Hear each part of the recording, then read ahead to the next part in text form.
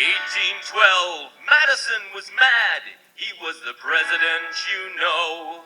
Well, he thought he'd tell the British where they ought to go. He thought he'd invade Canada. He thought that he was tough.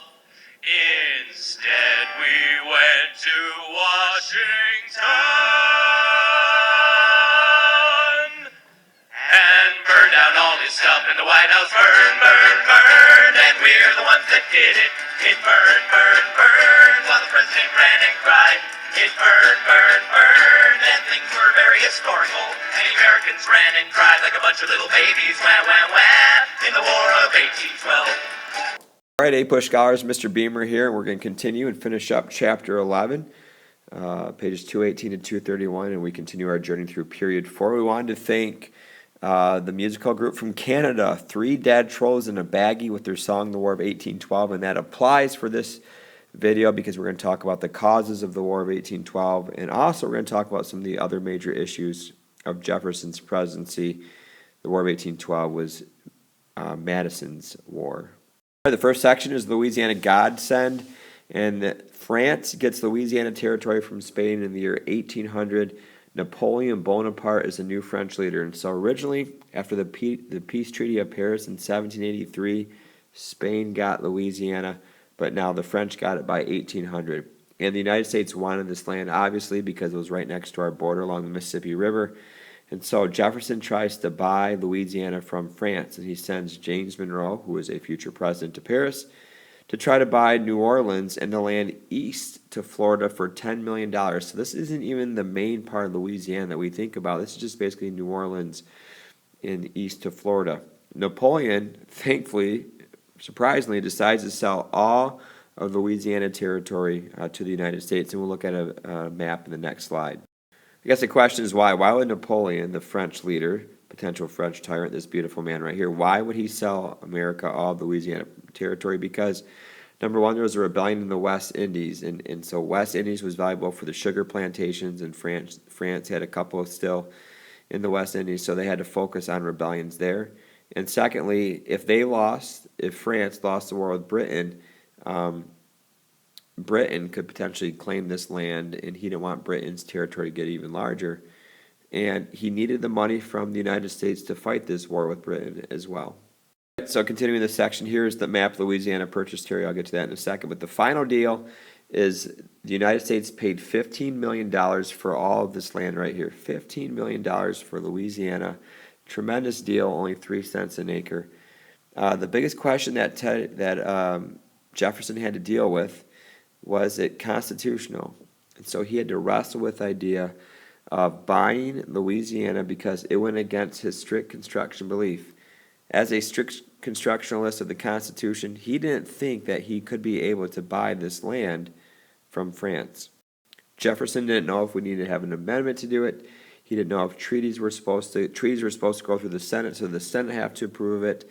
So he had a serious problem trying to figure out how to buy it. But eventually, he gives in to his strict construction belief and says it's the right thing to do. We are going to buy this piece of land because it's the right thing to do.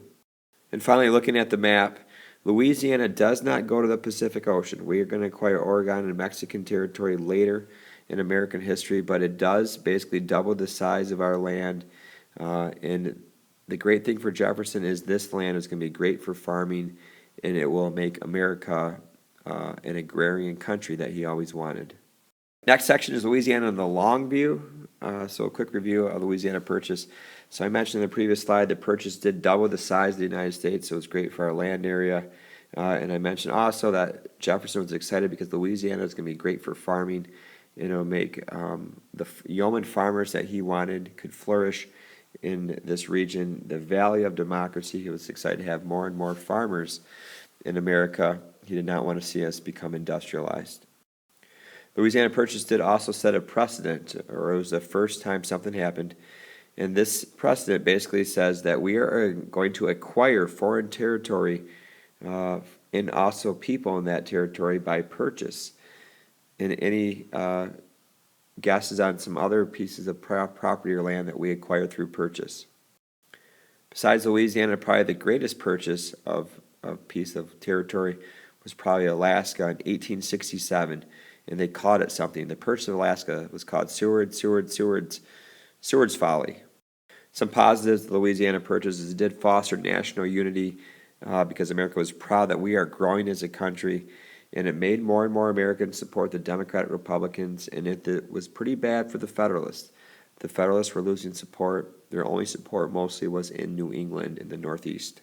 Finally, I get to talk about this man, Aaron Burr. Wow, Aaron Burr. This guy he had personality, but probably not in a good way. He was arrested for treason, which is probably never a good thing, for trying to overthrow the government. He tried to get the people living in the Trans-Mississippi, so people along the Mississippi River and further into the Louisiana Purchase territory, to secede from the United States and to form their own country. And that does not work. He gets arrested. He, however, is pardoned for this and did not get executed for it. And perhaps Alexander Hamilton was hoping this guy would have been executed because, unfortunately, Aaron Burr kills Alexander Hamilton in a duel. And our author, Kennedy, says that this death of Alexander Hamilton, it blew out the brightest brain in the Federalist Party. Obviously, alliteration is there. But Hamilton was the glue that kept the Federalist Party together. And when he is gone, there really is no true leader of the Federalists.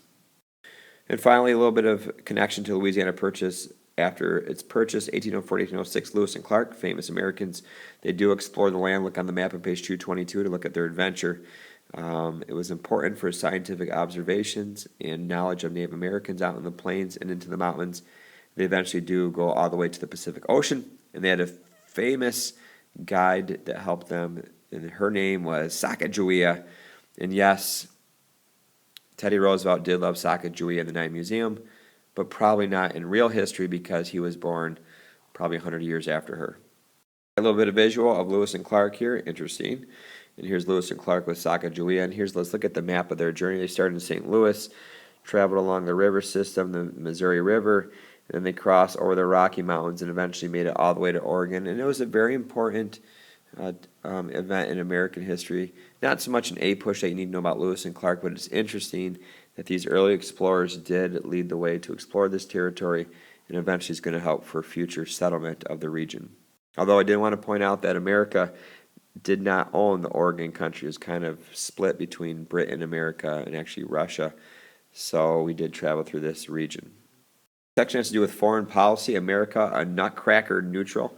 A little bit more alliteration there. So we were definitely a neutral country during this time period, but again, we had some conflict with France and Great Britain again. All right, 1804 election, Jefferson is reelected in a landslide victory, mostly because the people loved Louisiana Purchase, and most people were voting Democratic Republican. However, foreign policy becomes his biggest headache for Jefferson. 1803, France and Great Britain is at war. They're at war again. This one lasts for 11 years to about 1814. And so France and Great Britain, unfortunately, continued to seize American ships and impress our sailors. So this really, I think, important to know in A-push. In the 1790s, they were impressing our sailors, and it continues well into the early 1800s as well. And eventually, this was a cause of the unofficial war with France. And again, this is the cause of another war, the War of 1812, but this time with Great Britain. All right, here's a definition of impressing. We've talked about this already. 6,000 American citizens were impressed by the British during this 3-year period, and we're frankly getting sick of it. Most Americans were. The famous saying with this is that England ruled the waves and waived the rules, and so they basically were going to impress our sailors and take our ships. Another way Britain was annoying us is when American shippers were going to Europe. Britain basically closed other ports of Europe, and they said that American ships, you have to come to Britain first and sell your goods there first, buy our goods. And so it limited the free trade that we could do in America. So we're getting annoyed with this. We're annoyed with impressment. And also, another event is the Chesapeake incident, 1807. We're annoyed again with Britain, and unfortunately this caused some deaths for Americans. An American ship called the Chesapeake was attacked by Britain only 10 miles off the coast of Virginia, and unfortunately 3 Americans were killed by the British, 18 were wounded. This is a serious incident, and so we are getting more and more angry with Britain, and so war appears to be on the horizon, but they don't call it the War of 1807. Something had to delay the war, and we'll get to that in the next few slides. The next section is very important. Jefferson's backfiring embargo. So last slide we talked about the problems with Britain, impressment, the Chesapeake incident, making a stop in their ports when we go to Europe. So we are getting very, very mad with Britain. And so Jefferson does not want to go to war, just like Washington, Neutrality Proclamation. So Jefferson decides to pass the Embargo Act, 1807, highlight this huge event in a push. And so Jefferson's solution to the problem with Britain and France is embargo. And basically, he forbade the export of all goods to the United States. What? Let me read that again for clarity. He forbade the export of all goods from America, and this was probably not the right solution to the problems. And for Jefferson, this Embargo Act backfires against him, and it hurts our economy big time, and people are very unhappy with Jefferson. The people most unhappy were in New England and New York region, especially because they're so involved with shipping and trade. And so now if we can't trade at all with anybody, it's going to cripple the economy, especially in New England. So some New Englanders even talked about secession. Now, it never even got too close to seceding from the country. But they were so mad at Jefferson, they hated him. Public outrage over the act continued, especially in New England, but also in other parts of the country. So the Federalist Party, for a time period, the Federalists were revived. So some people said, hey, maybe the Federalists do know what they're doing. This Embargo Act is a bad idea. Thankfully, the Embargo Act was repealed only after 15 months by 1809. And in its place, Congress and Jefferson passed the Non-Intercourse Act. So I would highlight that. It replaces the horrible Embargo Act. And so it basically allows for trade except for Britain and France. No Americans can trade with them. And again, this makes New England unhappy. I love political cartoons. Oh, grab me! That sounds inappropriate for school, but thankfully, let's look at the cartoon. I guess it is a little weird, a turtle biting somebody's behind, but we'll move on. All right, oh, grab me. What? Any ideas? Pause, think about it. So let's do a little bit of analyzing here. So this person looks happy, this person's unhappy. He says, darn it, how he nicks him, okay? We have this turtle. It's going to grab this person and stop him. And so this person says, oh, this curse, oh, grab me. So this person seems unhappy with the turtle. Probably hurts a little bit. And so over here we have ships, and we have, look like merchants trying to do a bit of trade. So this turtle is preventing the trade. Oh, but why are we calling it, Beamer, why, oh, grab me? What, wait. Anybody get this? Anyone? Bueller, anyone? Let me spell it for you. Give me an E. All right, I'll stop. Embargo. Oh, grab me in reverse is embargo, and so it's criticizing the Embargo Act. Move on. All right, most people love Jefferson. He's got a lot of good qualities. Let's look at his legacy. Leo legacy, Eagles. Jefferson decides not to run for a third term, mostly because Washington set the precedent. Jefferson's presidency is tarnished because of the ill-advised Embargo Act. This is a must-know. I mean, he had a pretty good presidency. People love Louisiana Purchase, but the Embargo Act really destroys his presidency, especially in his second term. A little bit of history, like this is why we love History Moment. Jefferson and Adams, who, by the way, did not like each other, died on the same day within hours of each other. That is like nuts to think about. And they died on July 4th, 1826, exactly 50 years after the Declaration of Independence. I need another parenthesis here.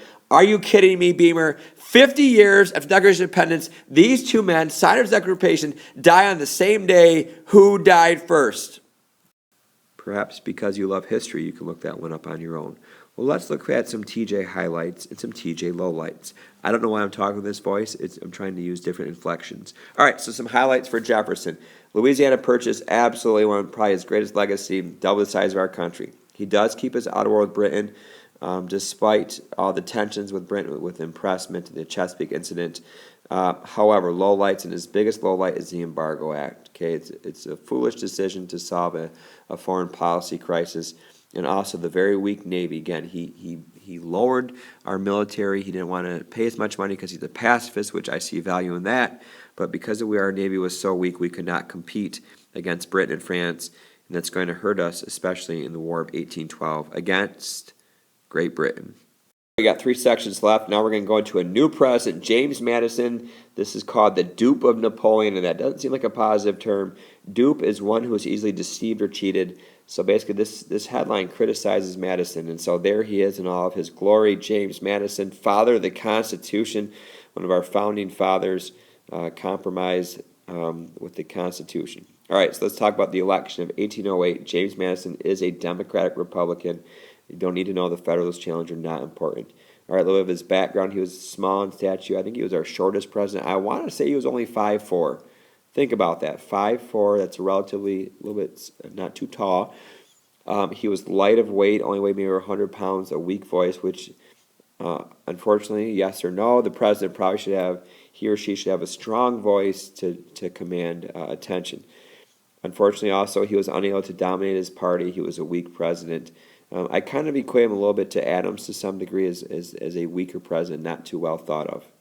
All right, so Napoleon, we mentioned, was the leader of France, took over France around 1800. He does get Madison to enforce another non-importation act against Britain.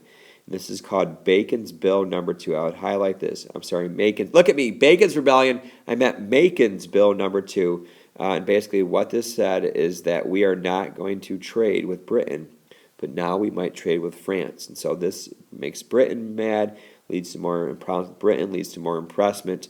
And so now we have war on the horizon with Great Britain. All right, war whoops around the war hawks. Now we're going into the War of 1812 potential causes. So in Congress, we got some new congressmen around the year 1812. They're young. They're excited. They're fired up. They're called young hotheads.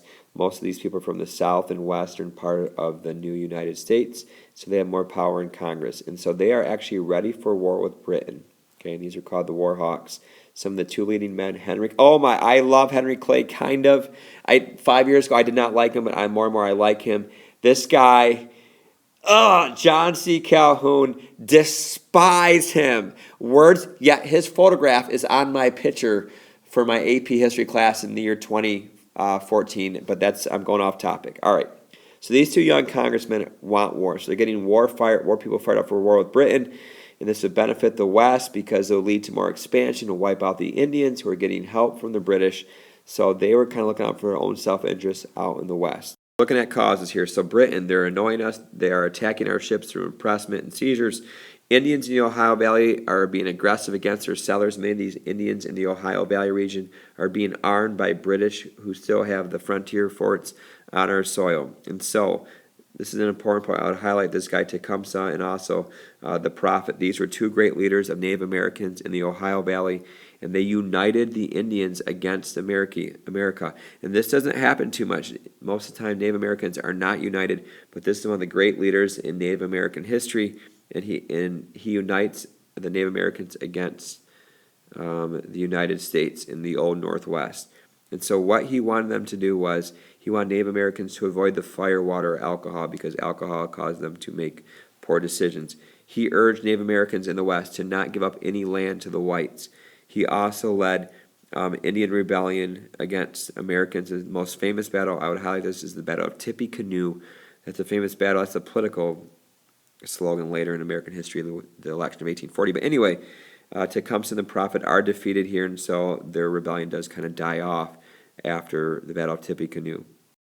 And finally, many in Congress believe that Britain was behind these actions, arming the Native Americans out west, impressing our sailors. So people are sick of it, sick of Great Britain, and so we are going to declare war, but we are not very united in this war against Great Britain in the War of 1812. Final section, Mr. Madison's War, War of 1812. Highlight that, also called the Second War for American Independence. That's why we had the video, the War of 1812 song from the Canadian band. All right, so declaration of war was not overwhelming. The House, it was 79-49. The Senate was even closer. So why? I would highlight this. Why did we go to war with Great Britain in 1812? The Democratic Republicans, which Madison was, would rather fight Britain over France because they hated the British. Potentially could gain land in Canada. Also, another cause is that we would hopefully end the Indian threat in the Ohio Valley because the British were arming Native Americans against America, especially Tecumseh, and so we can end that threat and we can have more people move westward. Also, we're sick of the impressment of our ships and sailors. All right, who opposed the War of 1812? New England especially. Highlight this, especially Federalist New England opposed the war because why? Some New Englanders didn't think impressment was too bad, so that's a little bit up for debate, but I think a better reason why New England was against it is that they sympathize more with Britain than France. They always have. And also, New Englanders did not want Canada because they did not want to make America more agrarian, which means more of farming. New Englanders, this is going to be a key point, New Englanders are big into manufacturing and industry, especially as the Industrial Revolution starts to improve. Final thought is because America is divided, New Englanders are against the War of 1812. Americans actually had to fight Old England, Great Britain, in the War of 1812, and also New England because they were not supportive at all. And so that's difficult when a country is divided over a war.